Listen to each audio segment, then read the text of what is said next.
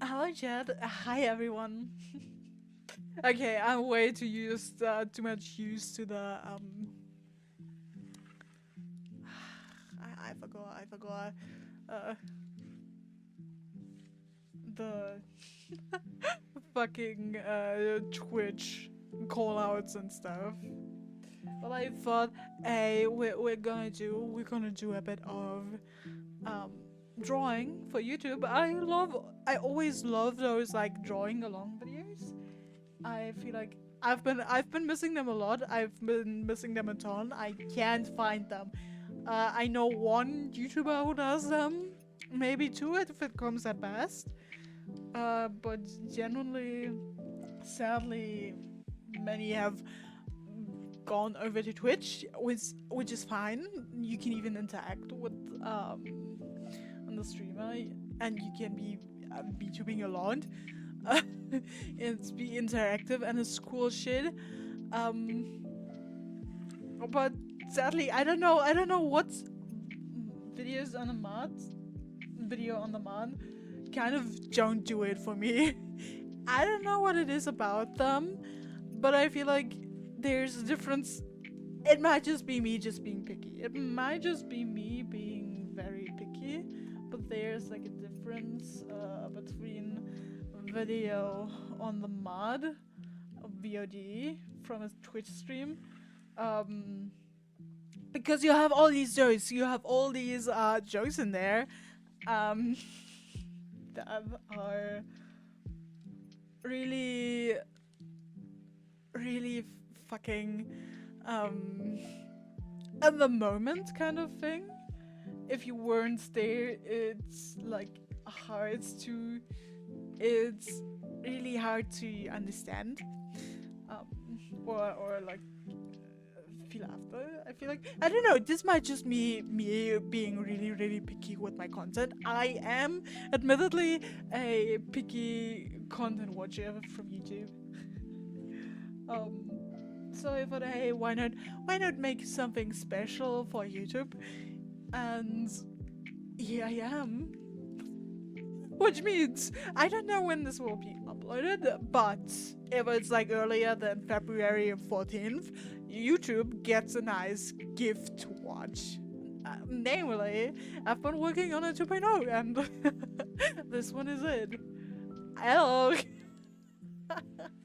I'm today in my evil era, and this was the topic that I thought we could talk about today. Just all of us being in that evil era.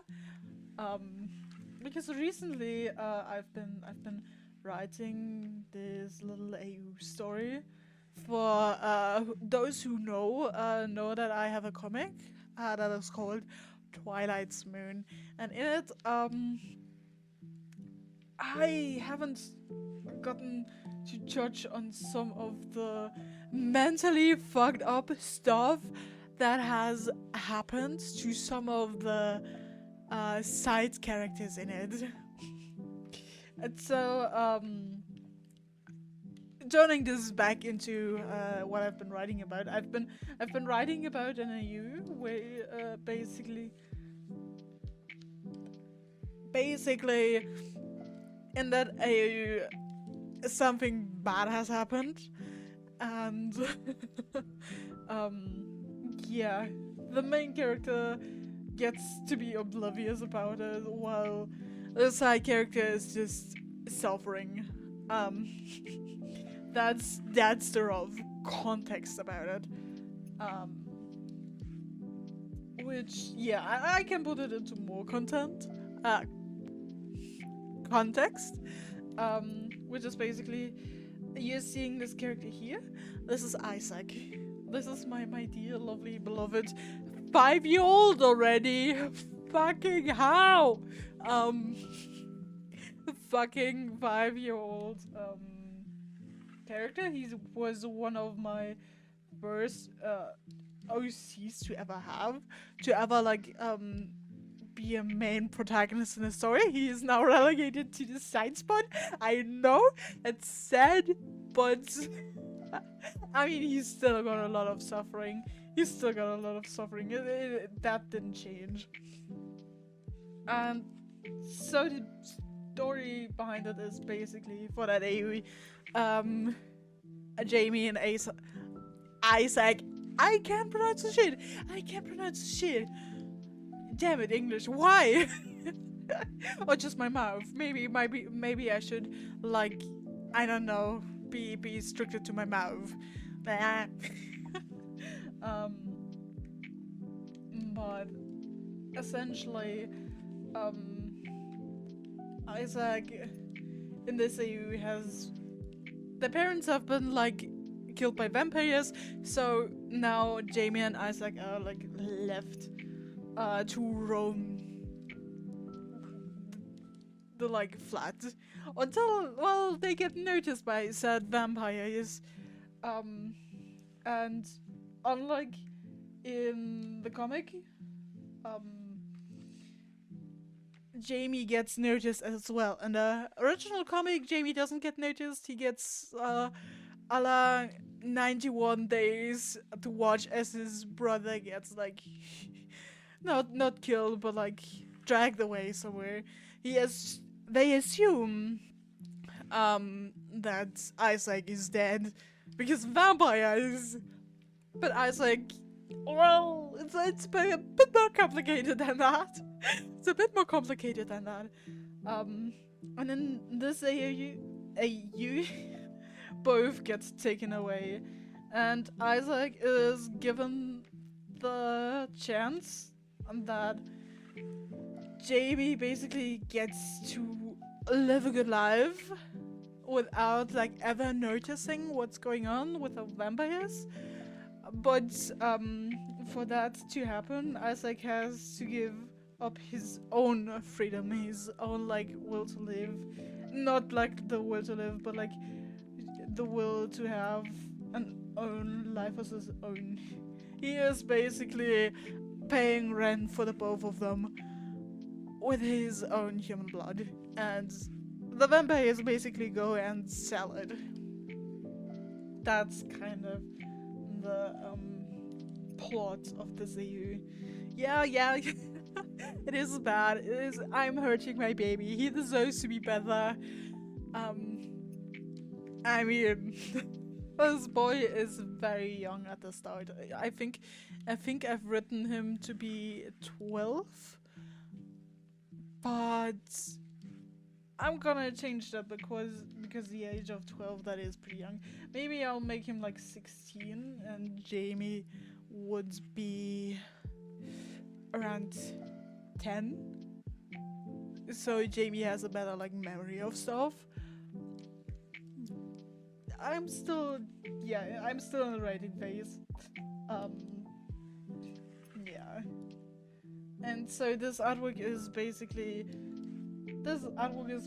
one of these scenes where he's just being constantly drained for blood, being alone. Because yeah, Jamie has his own life now, and they are pretty much enjoying life while Isaac is not. And the plan works too well. Jamie has no idea until later down the story, where things get really rocky between the two siblings. And things happen. I don't know if I wanna spoil it yet. Maybe I will do at some point, because I do wanna make those sketched animatics that I used to do. If you look back to the D&D sketched animatics or the Nevi Ilya, the first ones, because I remember them being so much fun. I remember them being so much fun to do, although they were really, really time draining. So I need to have, maybe I can do it with streaming, where just one day we're just doing these animatics for one per week, because those animatics are doing really well. If you wanna have social media notice you, then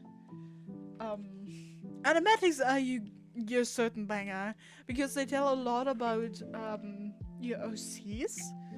and they give the watcher like a story to follow after and get intrigued by. And I think that's like a good way, a good strategy to get noticed on social media, to get people interested in your own characters. If you've been struggling with doing that, although they are a lot of work, and you can't by God push out too many. Like, I've seen people that are coloring them, and holy shit, I would. That's a lot of work to put into it, and if you don't have the time, if you're working like a day job or something on the side, it's just not possible to feasibly. Even they got burned out. Even that artist got burned out on it. So yeah. So it's just a struggle.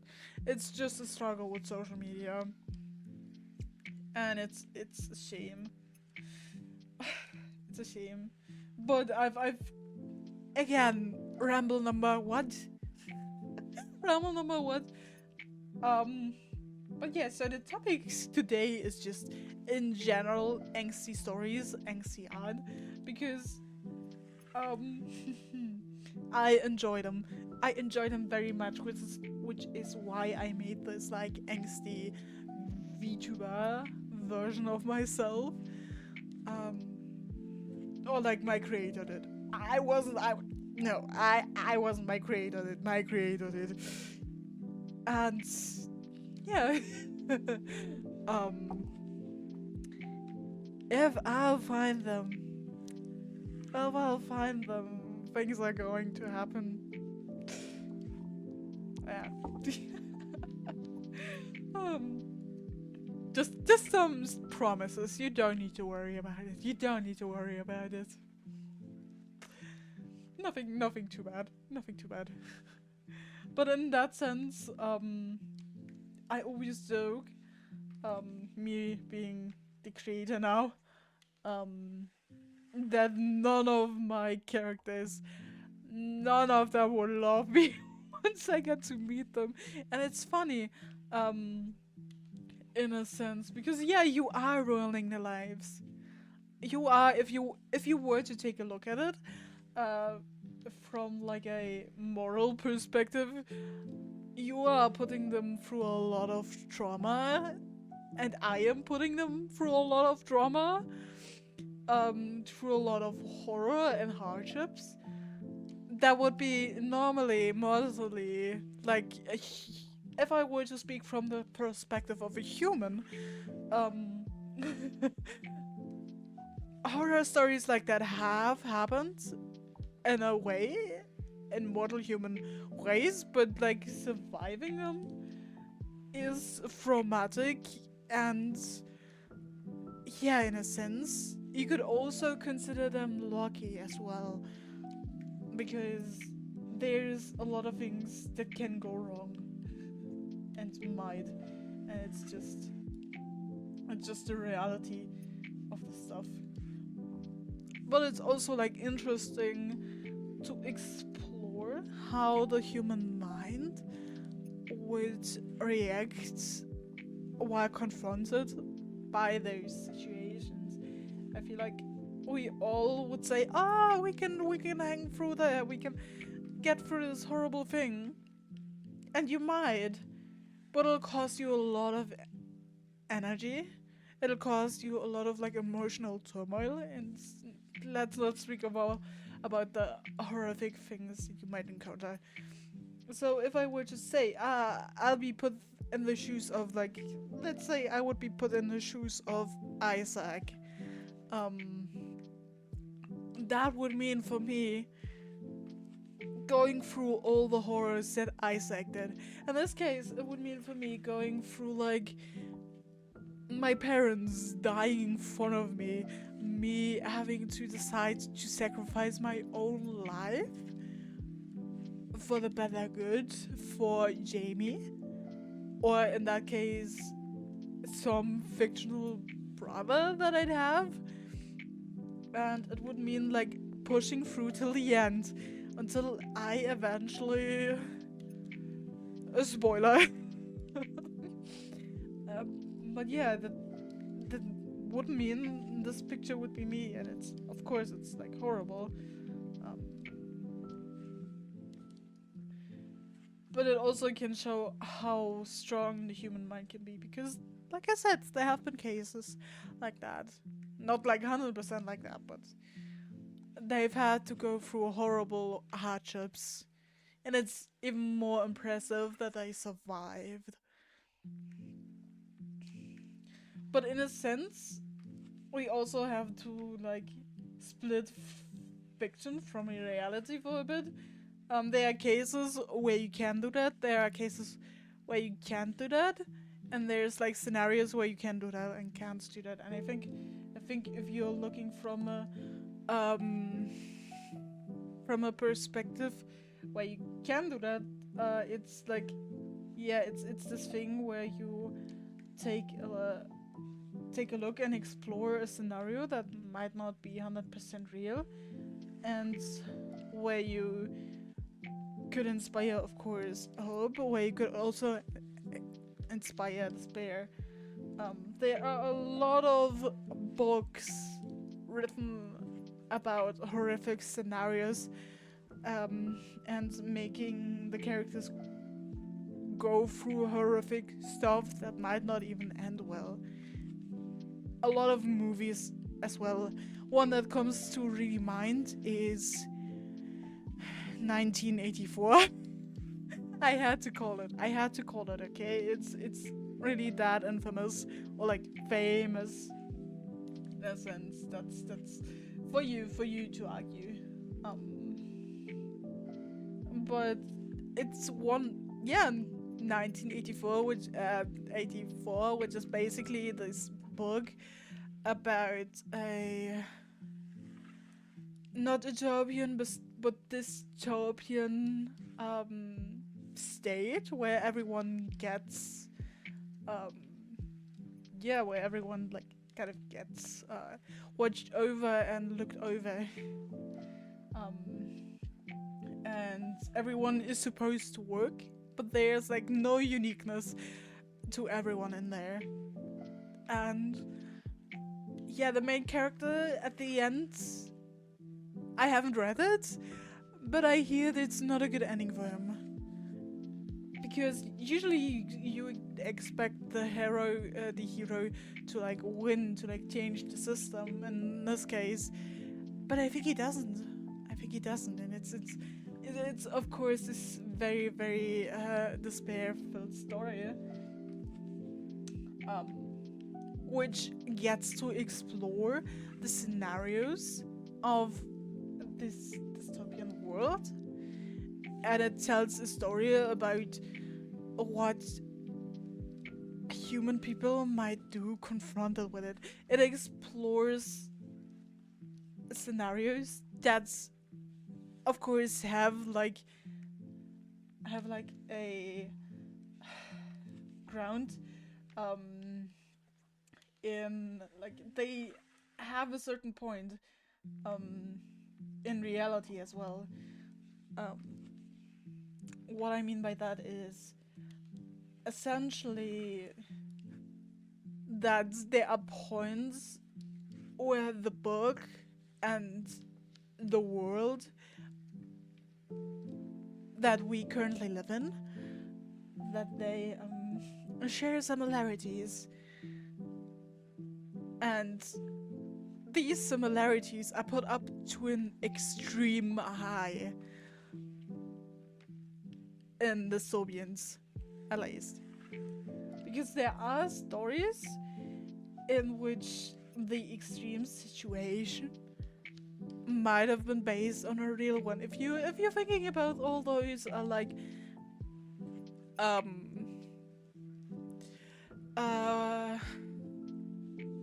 I think there's this one popular World War One movie, which basically, in German it is called Im Westen nichts Neues, which is basically translated to Nothing New from the West, which is basically about these like young, hyper motivated, barely adult boys that are hyped up from everyone to go into the war. And then they go into the war, in the World War I, and they want to protect their home country and want to be like this and that and be a real hero as everyone has told them to be. Um, and everyone is celebrated as in society, but the war then shows them a different scenario, a horrific thing, um, aside to it, where people are losing lives, legs, body parts, motivation, the will to live, everything. And yeah, it's not surprised that the book is like based or not the book, but the movie. I mean, that the movie is based on like real life experiences. I think when they shot the first version of the book, they even brought in like real life veterans from that war that shared their experiences and taught the actors um, how to do this and how to do that. Like there's this one scene where um where the main protagonist sees like this war scene and there are a lot of bombs going on and they see a soldier rush in from the enemy side and once like everything is the dust is settled from that bomb, there's nothing left. And it's a scary situation to be in. And this is just telling us that these are realities. These shows, books, and stories, they are darker. But they tell us of a world that could be, or has been. And I think, of course, to an extent, it's important to take a look at these worlds, take a look at these lives, and use those as discussion material to make a world better, a better place.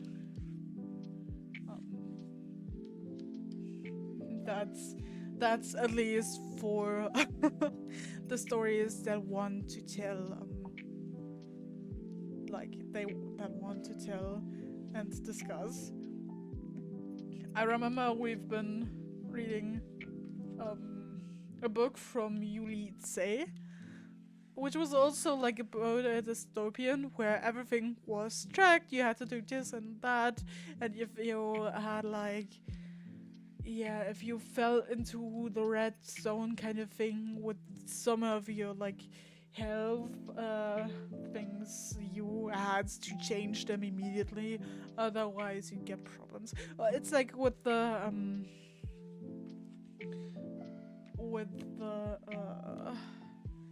what are they called?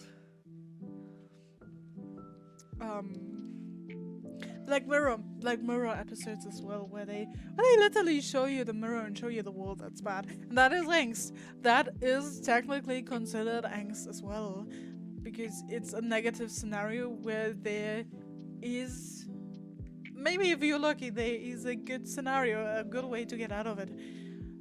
But if not, well,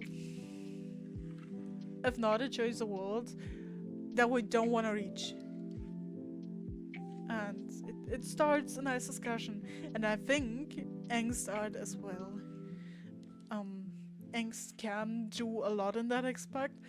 Of course, there's like overly writing it just for the pleasure of writing angst. And honestly, as long as it stays fictional, I personally think that's fine, because you're still exploring scenarios if you're aware of it or not.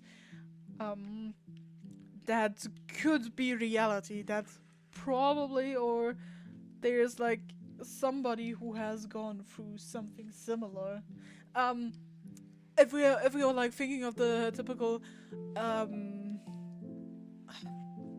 shield hero like story, if you know the anime, you know the isekai, is hugely popular. Um, that the main protagonist gets basically um betrayed to hell and back,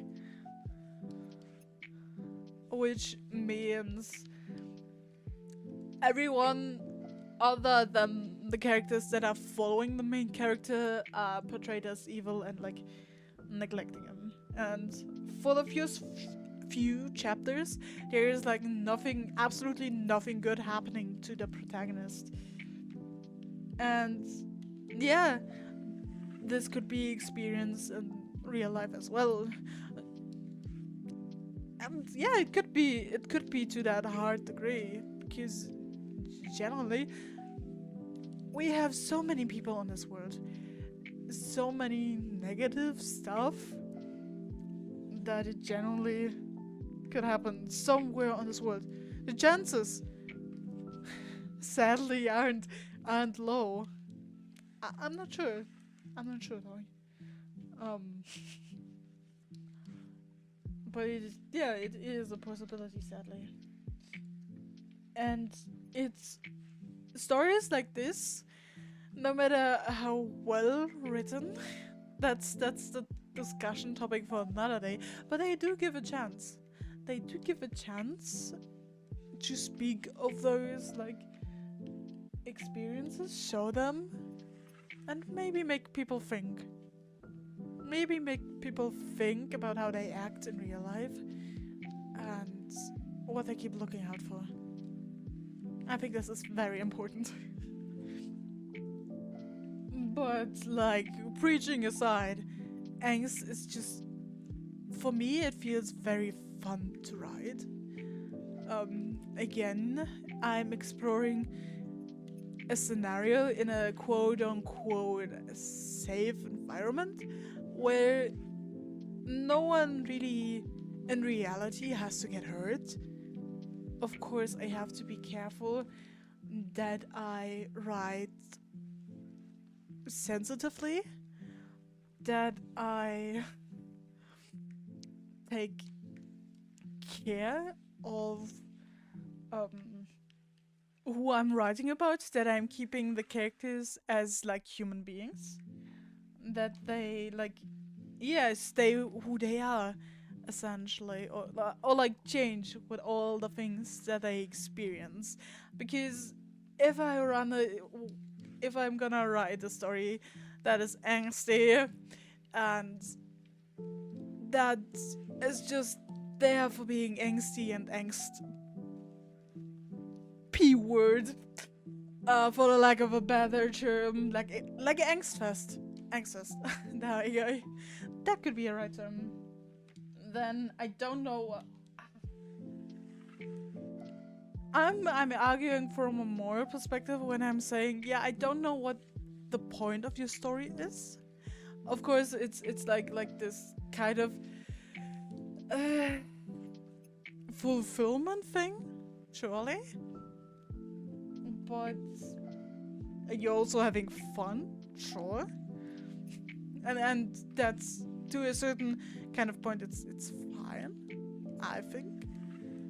Because again, if you're exploring these things in fiction, and as long as you aren't like actively causing harm or trying to cause harm to reality via romanticizing bad stuff, then, like I said, it's honestly, it's a difficult discussion to just ramble about. Because yeah, you have to be careful with what you're writing. You really have to be looking out for the things. Okay, I have no clue how to color the ants. I'm gonna be for real. so I'm just using gray for it. Don't worry about it. Um, but yeah, it's a really difficult discussion to have because the whole thing about angst in stories is like,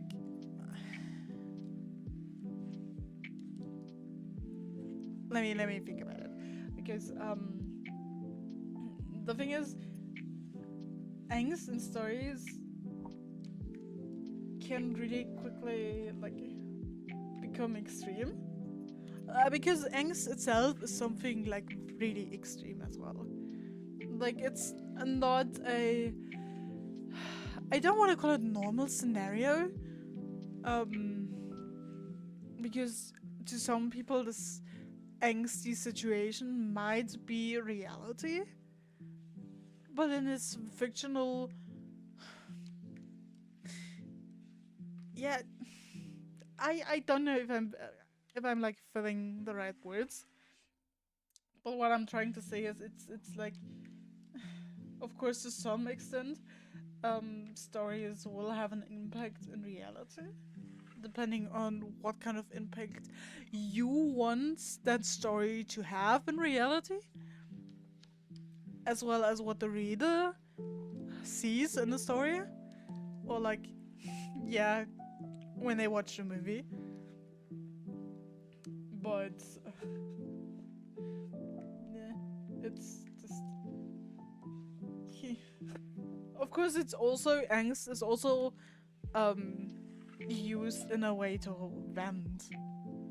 I'm using a lot of like angsty artworks to bend out my frustrations and to be just like, okay, I've had this happen to me, I've experienced this in my life. Um, for example, I experienced a lot of like exclusion in my life, so I recently drew something that was connected to it. I connected it to my, uh, I connected it to Astra, to me, to my persona, and yeah, for them it was character connected angst art.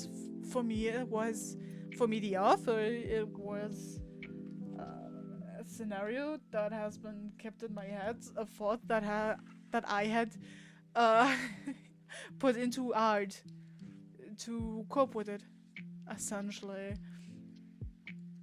And I think this is why art, angst art, is also really important. Uh, I think a lot of like kids also um, show their thoughts and feelings in what they are drawing. And I'm not just referring to these kinds of old things where if you draw this and this, it'll mean that you, I don't know, do this and this. No, no. It might be for some where kids are like showing what's going on with art at home or something like that. But it might not have to be like that. It might just be really hidden as well. Um, but kids do express their feelings also through art. That's why I think art is really important to like have in school as a subject. But that's like a ramble. Uh, that's like a ramble for another time. Would be interesting to talk about it. But um yeah, just general fun. Ah, yeah. And there's also the people who have joking, who joke about angst art. Like, like I said, a lot of my characters are going through angst, are going through trauma, to develop themselves. Of course, in that sense, the angst has a purpose, and for everyone, there is a certain goal they're gonna reach with that angst, or they're just gonna explore and change accordingly. But there are also scenarios, of course, where characters just stay stuck on that. And that really depends on how they act. Or I write them to act. sometimes it's a mixture. Sometimes they write themselves, sometimes I write them, and sometimes we both write them. And that's why I love like exploring a lot of like AUs. Or like I called them once an Au AU. Because in Germany Au means ouch. And it's like written the same. It's like A and U, Au, and A, U, alternate universe. Okay. I love explaining bad jokes. But yeah, it's like a it's like a safe way, and of course for me it is connected to fun because I love exploring like characters in different scenarios. Like of course people could have like fun in and like letting characters explore the whole world in a safe environment, in like a cozy, comfy, um, yeah, university AU, college AU. That's also what a lot of like fanfic writers are doing, essentially, because they are writing like, for example, Honkai Star Rail is like really famous for their or like Ohio was in general is really famous for their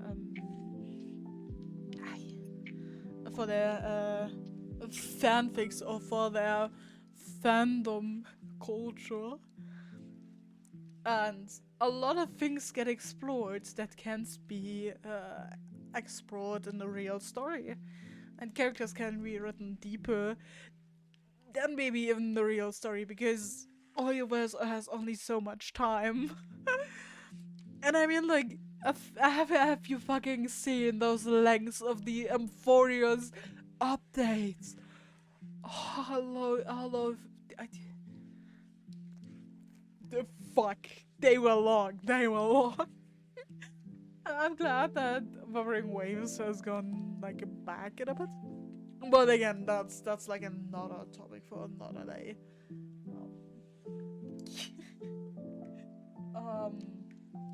What I'm saying is, on the Amphoria's cast, there were a lot of angst because there was a lot of like death involved in the main story. And now, like people go and soften the blows a bit, make them have like happy lives, which is like a thing to reverse those. Or if you're like, I don't know, if you have like this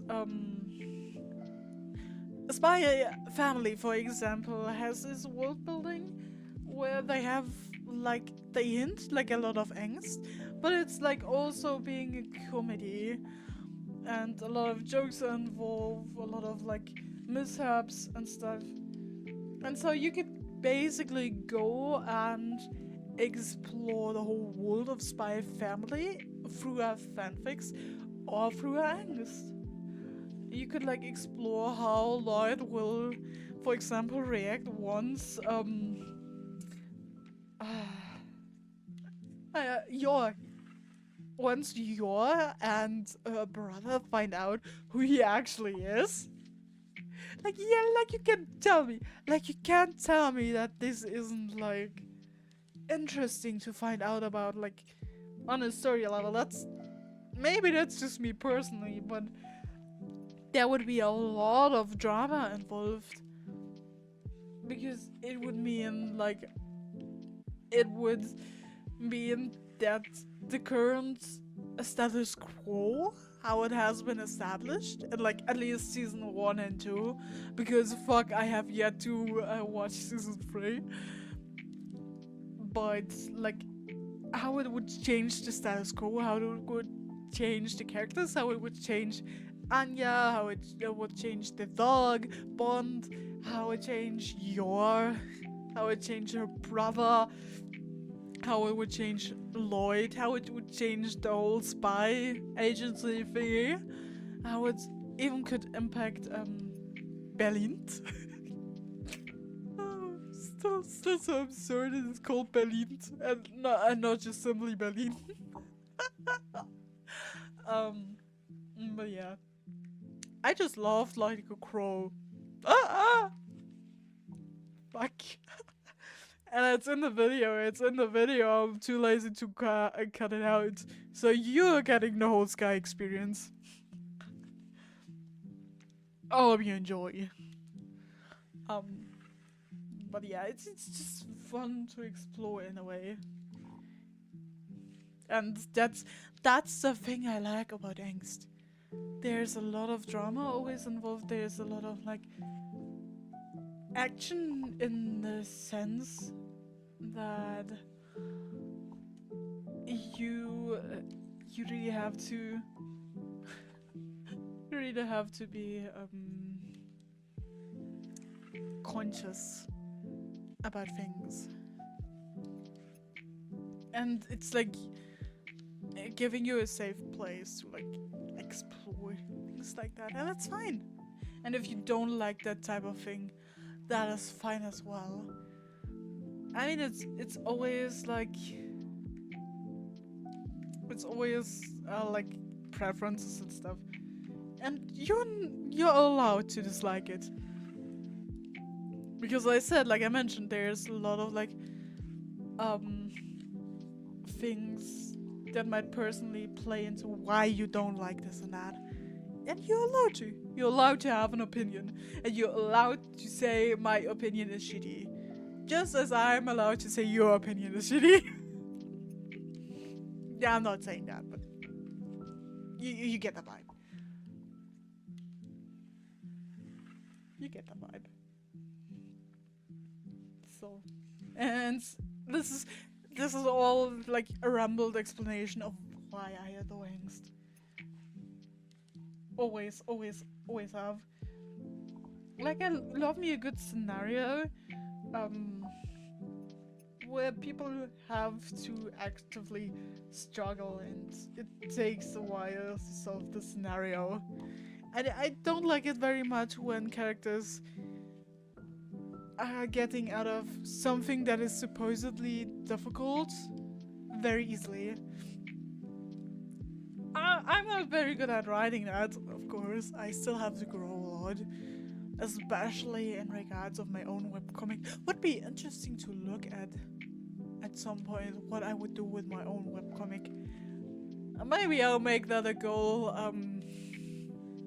If people are interested to go through on my Twitch to do that live. Maybe next year with the. Wait, no, it's 6 years. It's already 6 years since my comic came out. And its first form. No, I'm getting old. I don't want to get old. Chat. I don't want to get old. What am I gonna do now?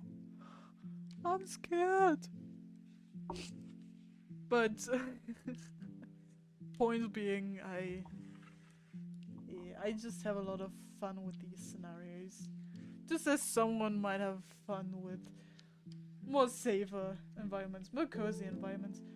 Because it's a fair point if people would be saying, yeah, I've had a lot of like bad experiences in real life. I want to escape to something cozy.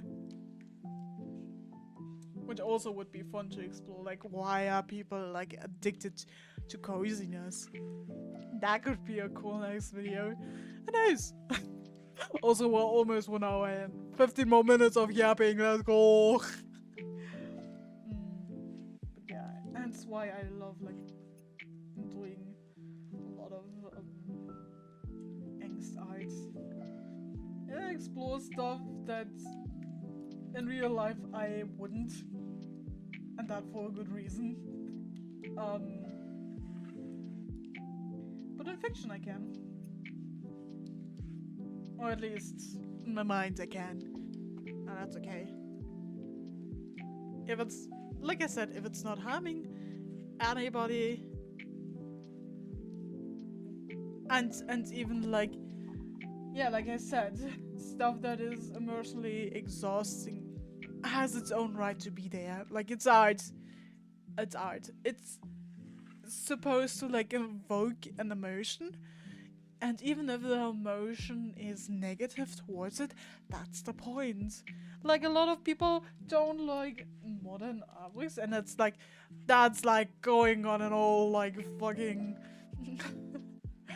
a fucking trip somewhere else if I want to talk about it. But a lot of people don't like modern art, which is fair, but it invokes the art of hatred, the feeling of hatred in them. And I think in that point, the art fucking succeeded. The art part fucking succeeded. It got you raging, it got you talking about how shitty it is. And that's maybe something to talk about. Or like to think about. But that's on you. That's on you guys. Okay. See? Art is not easy. Art is not easy, and writing is not easy, and everything. But you can have fun with it. You are allowed to have fun with it. And especially what people have been missing in the era of cringe. Man, it's okay to be cringy. Like, my god. We're on this planet only once, and you're worried about writing your cringy, angsty fanfics. My god. You're living only once.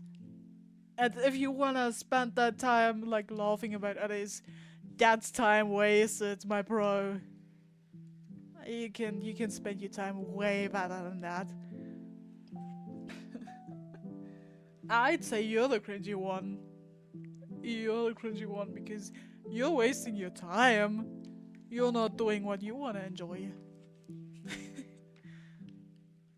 Well, yeah, that's just my 5 cents on like angst art. Like I said, it's one of my favorite genre of like art and writing. Of course, I don't always enjoy when characters are like angst fest and stuff. I do want at least a solution that makes sense for the character. Like, if you write a character that is supposed to is acting as an asshole, it barely changes, then of course I don't want him to have the happy end. Of course, duh. It's the same with my backstory. I'm an asshole. I've ruined lives. I've killed people. Not in real life. Just my character speaking here. Separation of the author, guys.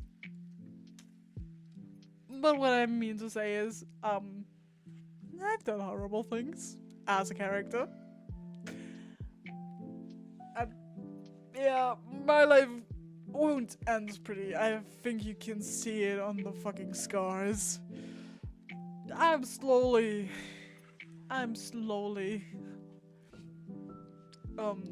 yeah, destroying myself. But until then, I'm gonna enjoy my life. I'm gonna enjoy my life, drawing all the angst, writing all the angst, and having a good time. And I think a lot of you should do that as well. And look what you enjoy. Explore things. And writing as well. And writing and drawing. And as long as it doesn't harm anyone, you'll be fine.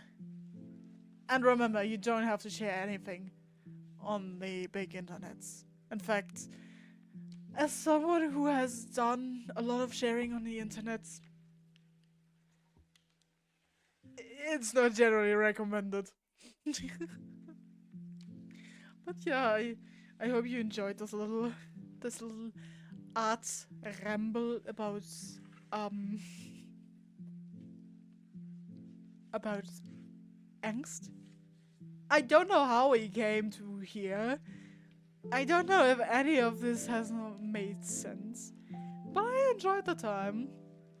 And at the end of the video, I'll of course share the ad if it's done. If not, ooh, well, you gotta wait till it's on my Insta. uh, but yeah, I'm glad that you decided to come along, that you decided to listen along. I think I'm gonna do more of those. I think I'm gonna do more of those. We will see. And yeah, thank you so much for your time. I hope you enjoyed it. I hope it was at least a tad bit entertaining. If not, I'm gonna do the YouTuber thing. Hit like, hit follow, support me, please. If you have the time. If you got a little bit out of it, let me know in the comments. I would love to start a discussion. Because I love discussions. Just please remember common sense. Anything else will get erased. That is the right of my space. And yeah. Just stay respectful, I think. Hold on to the common sense. And have a great week. I hope I can catch you live. If not, I'll see you somewhere. I don't know where, I don't know when. But I will. Bye bye.